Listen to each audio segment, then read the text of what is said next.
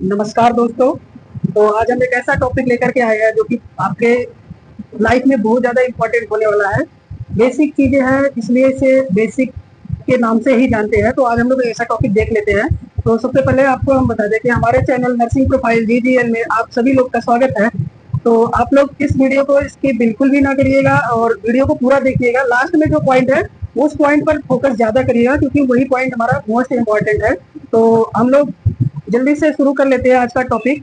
तो आप लोग देख सकते हैं कि हमने जो व्हाइट बोर्ड पर लिख रखा है पहले से ही।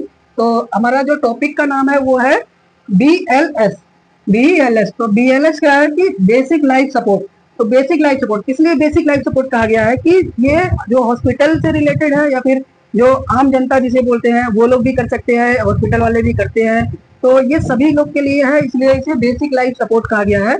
तो ये हमारा बेसिक लाइफ सपोर्ट है। तो बेसिक लाइफ सपोर्ट में क्या करते हैं कि जब कोई पेशेंट अनकॉन्शियस हो जाता है, बेहोश हो जाता है, उस कंडीशन में हम ये टॉपिक का यूज करते हैं। तो उस कंडीशन में क्या करते हैं कि हम जान बचाते हैं किसी व्यक्ति की। जो व्यक्ति बेहोश हुआ है, जो अनकॉन्शियस हुआ है, मतलब कि उसका रोड एक्सीडेंट हुआ, पानी में डूब गया या फिर वो जला हुआ है या फिर वो अचानक से बेहोश हो गया है, तो उस कंडीशन में हमें क्या क्या करना चाहिए वो चीज हम आज डिस्कस करेंगे। तो हमारा जो टॉपिक का नाम है वो है BLS। तो बेसिक लाइफ सपोर्ट क्या होता है वही आज डिस्कस करेंगे। बेसिकली बेसिक लाइफ सपोर्ट में जो बेसिक लाइफ सपोर्ट है हमारा, उसमें 5 पॉइंट कवर करेंगे। ये पांचों पॉइंट आप लोग देख सकते हैं, इसमें हमने पहले से ही लिख के रखा है। तो ये पांचों पॉइंट है, इसको ही कवर करेंगे। आप लोग ध्यान से सुनिएगा और वीडियो को पूरा देखिएगा, क्योंकि ये जो आज हम बताने जा रहे हैं किसी की जान बचाने में आप हेल्प कर सकते हैं। तो ये बहुत ही इंपॉर्टेंट है। तो आप लोग एक एक करके हम आप लोग को बताते हैं। तो पहला हमारा क्या है, सीन सेफ्टी। ये क्या है, सीन सेफ्टी। तो सीन सेफ्टी क्या होता है? सीन सेफ्टी से आप लोग समझ सकते हैं कि सीन सेफ मीन्स कि जहाँ पे सिनेरियो हुआ है, जहाँ पे वो पेशेंट बेहोश हुआ है या आदमी बेहोश हुआ है, वहां पे जाना है, देखना है कि सीन सेफ है या नहीं।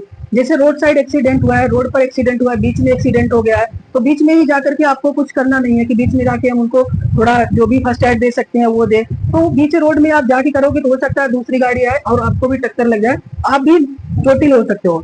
तो उसमें क्या करना है, सीन सेव करना मीन्स कि वहां से पेशेंट को उठाना है, जो आदमी बेहोश हुआ है, जिसका एक्सीडेंट हुआ, उसको वहां से उठा करके सेफ एरिया में लेके जाना है और नीचे जमीन पे लिटा लेना है। सेफ एरिया होना चाहिए, क्योंकि हम किसी की जान बचाने जा रहे हैं तो सबसे पहले हमारी सेफ्टी जरूरी है। हमारी सेफ्टी, फिर उसके बाद में पेशेंट की सेफ्टी। तो पहले हम सेफ रहेंगे तभी तो हम किसी की जान बचा सकते हैं। तो पहले अपनी सेफ्टी बहुत जरूरी है। तो इसलिए सीन सेफ्टी आता है हमारा पहला स्टेप।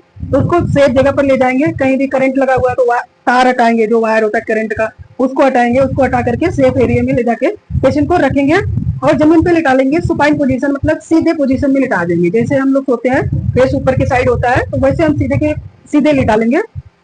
तो सीन सेफ्टी यही है कि आप पानी में डूब रहा है वहां से निकालेंगे, आग लगी है वहां से निकालेंगे, करंट लगा हुआ तो पहले करंट का तार हटाएंगे, वहां से पेशेंट को ले आएंगे। या फिर कहीं रोड साइड एक्सीडेंट हुआ, रोड पर एक्सीडेंट हुआ तो रोड से उठा करके किनारे ले आएंगे। तो वो हो गया हमारा सीन सेफ्टी।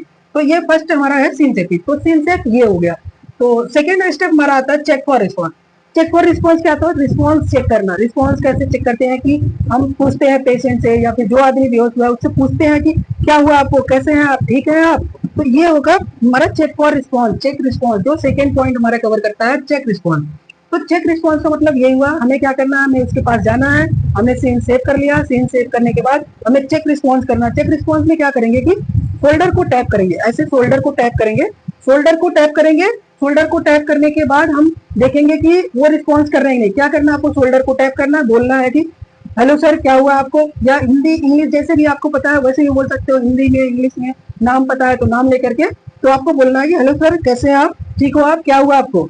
ऐसे करके आपको रिस्पॉन्स चेक करना है, जो हमारा सेकंड स्टेप है। रिस्पॉन्स चेक कर लिया, अगर वो रिस्पॉन्स है, उनके अंदर रिस्पॉन्स है, तो वो बोलेंगे हाँ सर हम ठीक है, हम ठीक है, मुझे कुछ नहीं हुआ, या फिर मुझे चोट लग गई, यहाँ पे चोट लग गई, सर में चोट लगी, वो बोलेंगे। अगर रिस्पॉन्स नहीं है वो आपको कोई रिस्पॉन्स नहीं देंगे, वो बोल भी नहीं पाएंगे, वो मतलब कि बेहोश हो चुके हैं तो कुछ नहीं बोल पाएंगे। तो आपको क्या करना है, अगला स्टेप क्या है हमारा, मान लीजिए आप अकेले हो, 2 लोग हो, आपके पास कोई नहीं है, तो आपको क्या करना है, अगर रोड साइड हुआ है तो आपको चिल्लाना है। पानी में कोई डूब रहा है आपको चिल्लाना है, कोई हेल्प के लिए आएगा, आपको साउट करोगे, आप चिल्लाओगे, किसी को बुलाओगे, कोई दिख रहा है भैया आप आ जाओ, भैया आप आ जाओ, तो किसी को आपको बुलाना है। कोई नहीं आ रहा है तो आप call for help. Call for help का मतलब है वही साउट करना, चिल्लाना है, बुलाना है, आपको किसी को बुलाना है हेल्प के लिए, क्योंकि आप अकेले कुछ नहीं कर सकते तो आपको किसी को बुलाने की जरूरत पड़ेगी। तो अगर आप कोई आ रहा है, अगर कोई आ गया है तो उनको आप बोल दीजिए सर आप एम्बुलेंस को कॉल कर दीजिए, या फिर नियर बाई हॉस्पिटल का नंबर पता है तो नियर बाई हॉस्पिटल में इन्फॉर्म कर दीजिए सर ऐसी कंडीशन है, आदमी अचानक से बेहोश हो गया, आप जल्दी से आ जाइए या एम्बुलेंस जल्दी लेकर के आ जाइए, ठीक है। तो इसमें क्या करेंगे कि हम कॉल करेंगे एम्बुलेंस को, या फिर एम्बुलेंस को कॉल करना है आपको, या फिर किसी नियर बाई हॉस्पिटल में कॉल करना है, ठीक है। आप लोग समझ गए, ये हो गया हमारा कॉल फॉर हेल्प, ठीक है। जो हमारा फोर्थ स्टेप है, फोर्थ स्टेप में 3 चीजें आती है। फोर्थ स्टेप में 3 चीजें हैं, आप लोग ध्यान से देखिएगा। फोर्थ स्टेप में 3 चीजें हैं। Check CAB. सीएबी क्या होता है? सर्कुलेशन, एयरवे और ब्रीदिंग, ठीक है। तो सर्कुलेशन क्या होता है? Circulation means pulse. पल्स आप लोग जानते हैं, पल्स क्या होता है? जो नाड़ी पकड़ते हैं, आप लोग आम भाषा में नाड़ी बोलते हैं, पल्स होता है। 2 चीजें होती है, एक नस होता है, एक नाड़ी होती है। तो जो नस होता है ऊपर ऊपर दिखता है, जो हल्का हल्का नीला नीला होता है, और जो पल्स होता है हमारा, वो आपका बीट करता है, टप टप की ऐसे ऐसे करता है, तो आप फील करोगे तो होता है। तो कई पॉइंट्स पे मिलते हैं, कई साइड होती है हमारी, तो वहां पर आपको पल्स मिलती है। तो बेसिकली हमें कहाँ पर पल्स कहाँ पे चेक करना है? चेक सीएबी हमारा है और पल्स चेक करना है। तो पल्स कहाँ पे चेक करना है? यहाँ पे चेक करना है, गर्दन के पास। इस पल्स का नाम होता है कैरोटिड पल्स, ठीक है। तो कैरोटिड पल्स चेक करना है। कैरोटिड पल्स चेक करने का तरीका आप देख लीजिए। ये एक बोन होती है, ट्रैकिया बोन जिसे बोलते हैं, ठीक है।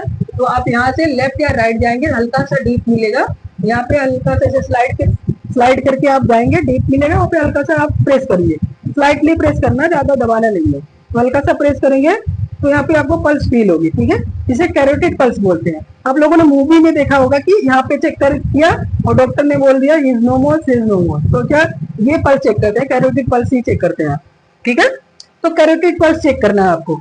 देन आपको क्या करना है कि एयरवे चेक करना है। एयरवे चेक करने का मतलब है कि एयरवे को सिक्योर करना है। सिक्योर करने का मतलब है कि एयरवे मतलब जो हमारा मुंह है उसके अंदर कुछ फंसा तो नहीं है, या फिर नकली दांत होता है टूट करके सांस की नली में अटक जाता है, तो उसको निकालना है। जो भी चीज विजुअल है, जो भी चीज दिख रही है आपको, वो चीज निकाल लेना है, जिससे कि हमारा जो सांस की नली है वो बिल्कुल क्लियर हो जाए और कोई प्रॉब्लम ना हो सांस लेने में, ठीक है। तो ये हमारा एयरवे हो गया, एयरवे हो गया। देन हमारा क्या आता है? ब्रीदिंग। ब्रीदिंग क्या होता है? जो हम सांस लेते हैं। तो ब्रीदिंग ये हमारा सांस हो गया। सांस को जो रास्ता है वो चेक करने का उसे बोलते हैं एयरवे, और जो सांस हम लेते हैं उसे बोलते हैं ब्रीदिंग, ठीक है। तो ब्रीदिंग क्या है? सांस लेते हैं जो हम लोग, तो सांस लेते हैं तो हमारा जो चेस्ट होता है वो अप डाउन होता है, राइज होता है ना। तो वो वही चीज देखना हमें, जैसे कि हम देखेंगे चेस्ट राइज हो रहा है कि नहीं हो रहा है, साथ में आपको यहाँ से नाक और मुंह से हवा निकलती है, वो भी देखना है आपको कि निकल रहा है कि नहीं निकल रहा। आप कान अपने उसके नाक के पास ले जाएंगे ऐसे करके, और फेस जो है आपका चेस्ट के साइड में रखेंगे, तो आपको इधर हवा फील भी होगी और चेस्ट भी दिखेगा राइज हो रहा है कि नहीं हो रहा है, ठीक है। तो ये हमारा ब्रीदिंग हो गया। देन हमारा क्या आता है? जो मोस्ट इंपॉर्टेंट है, जो हम आपको पहले ही वीडियो में बता चुके हैं कि लास्ट पॉइंट जो हमारा है बहुत ही इंपॉर्टेंट है, वही हमारा जो 5वां पॉइंट है, स्टार्ट सीपीआर। तो आप लोग देख सकते हैं स्टार्ट सीपीआर। स्टार्ट सीपीआर जो है कि क्या है, सीपीआर क्या होता है? सीपीआर आप लोग ऐसे समझिए, पहले तो आप लोग फुल फॉर्म समझ लीजिए। सीपीआर क्या होता है? कार्डियो पल्मोनरी रिससिटेशन, ठीक है। कार्डियो मीन्स क्या होता है? हार्ट, जो हमारा हार्ट होता है वो कार्डियो, ठीक है। पल्मोनरी, पल्मोनरी मीन्स क्या होता है? पल्मोनरी मीन्स आपका लंग से रिलेटेड है, जो लंग्स है हमारा उससे रिलेटेड है पल्मोनरी।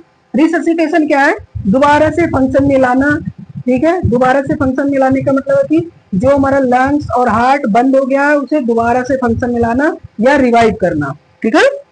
तो ये हो गया हमारा सीपीआर। तो सीपीआर में हम लोग क्यों करते हैं? सीपीआर क्या होता है? सीपीआर क्या होता है कि जो हमारा हार्ट है वो रुक गया है, पंप करना बंद कर दिया है, उसको हमें रीस्टार्ट करना है, तो उसको हमें दबा दबा करके रीस्टार्ट करना है, ठीक है। वही होता है सीपीआर।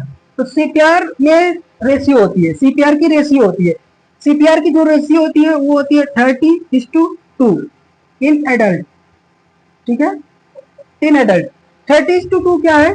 30 चेस्ट कंप्रेशन होता है और 2 ब्रीथ। 30 बार हम चेस्ट को दबाएंगे और 2 बार ऑक्सीजन देंगे, माउथ से देंगे ऑक्सीजन।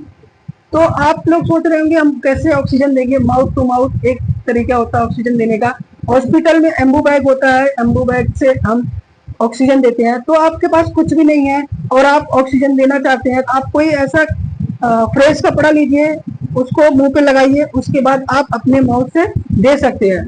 अगर वैसे आप नहीं देना चाहते हैं तो आपको कोई इश्यू नहीं है, आप नहीं दो, बट जो हमारा चेस्ट कंप्रेशन है, चेस्ट कंप्रेशन आपको करना है। ये हो गया 30 चेस्ट कंप्रेशन। चेस्ट कंप्रेशन आपको करना ही करना है। आप ब्रीथ नहीं दे रहे हो, कंफर्टेबल नहीं हो, ब्रीथ मत दो, लेकिन चेस्ट कंप्रेशन आपको करना ही करना है, ठीक है। ये हो गया एडल्ट।